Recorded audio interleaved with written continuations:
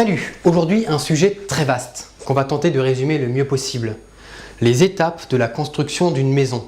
Tout commence avec le terrassement, qui consiste à niveler le terrain de façon à ce que la maison puisse reposer sur une base solide.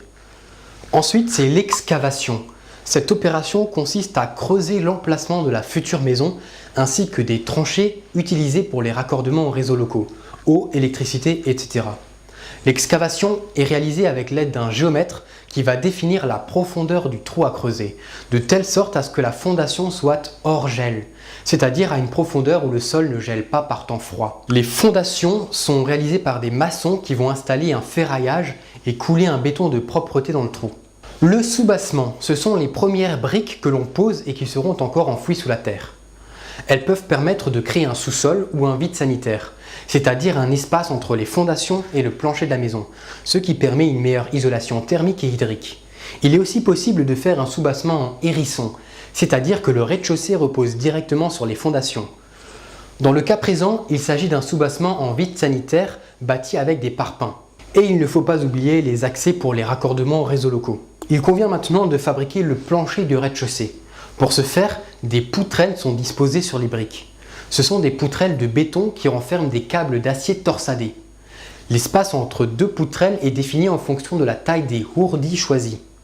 Les ourdis, ce sont ces éléments creux, généralement constitués de béton, mais parfois de terre cuite, de polystyrène ou de bois aggloméré. Les ourdis se posent sur les rebords des poutrelles. Par-dessus, un treillis métallique est posé et une dalle de béton est coulée.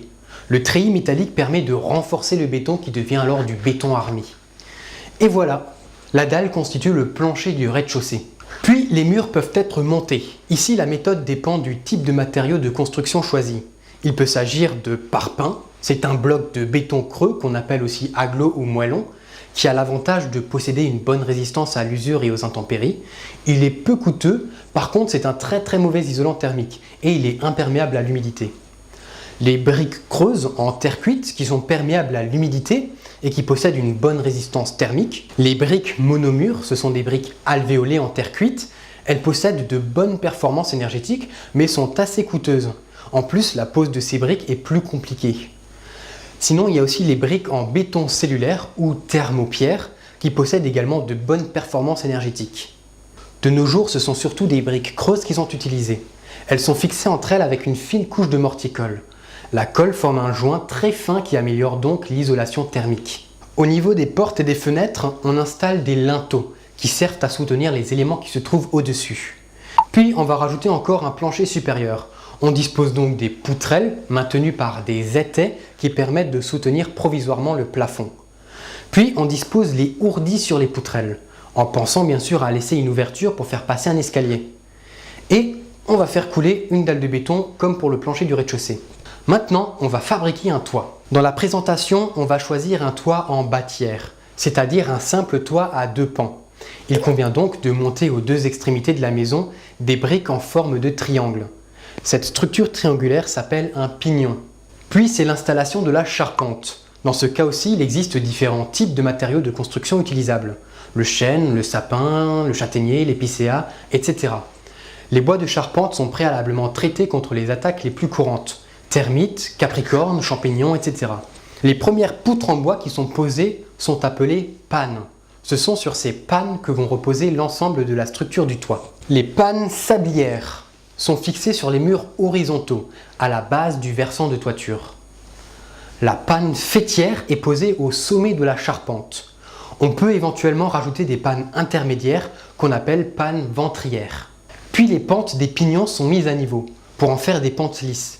Cette opération s'appelle l'arasage. Pour ce faire, on réalise un coffrage avec des planches en bois et on fait couler un béton suffisamment épais pour ne pas couler hors du coffrage. On obtient alors une arase. Verticalement aux pannes, on fixe des chevrons qui sont des poutres plus fines que les pannes.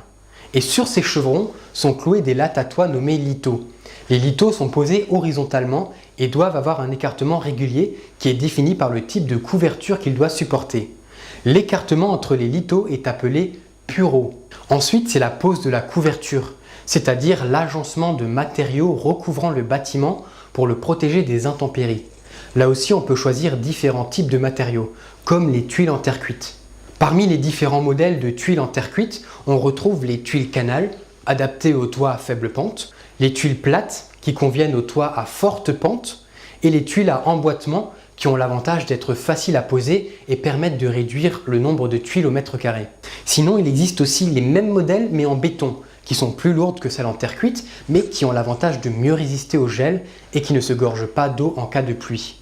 Ensuite, il y a aussi la possibilité d'une couverture constituée d'ardoises, qui peuvent être soit naturelles, soit en béton, ou bien des shingles, qui sont des bardeaux bitumineux, qui ont l'avantage d'être très légers, imperméables et résistants au gel.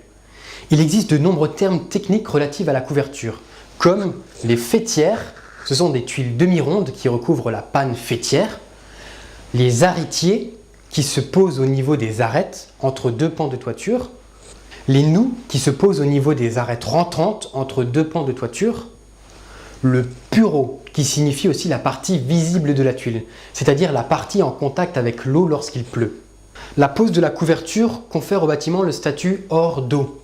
Puis, la pose des portes et des fenêtres extérieures confère au bâtiment le statut hors d'air. Et c'est déjà la fin de la partie gros œuvre du chantier. C'est maintenant la partie seconde œuvre, que nous verrons dans d'autres émissions. Dans la partie seconde œuvre, il y a l'électricien qui installe le circuit électrique de la maison, le plombier qui s'occupe des systèmes d'arrivée et d'évacuation de l'eau, le chauffagiste qui installe les équipements de chauffage, puis il y a la réalisation de l'isolation sur les murs, plafonds, toits, et le revêtement des murs avec de l'enduit ou du plâtre. Les dernières étapes consistent à équiper et à embellir la maison, éventuellement l'installation d'un escalier s'il y a un étage à la maison, ou la pose de carrelage, de linoléum, de moquette ou autre. Puis pour finir, l'étape la plus importante, la décoration.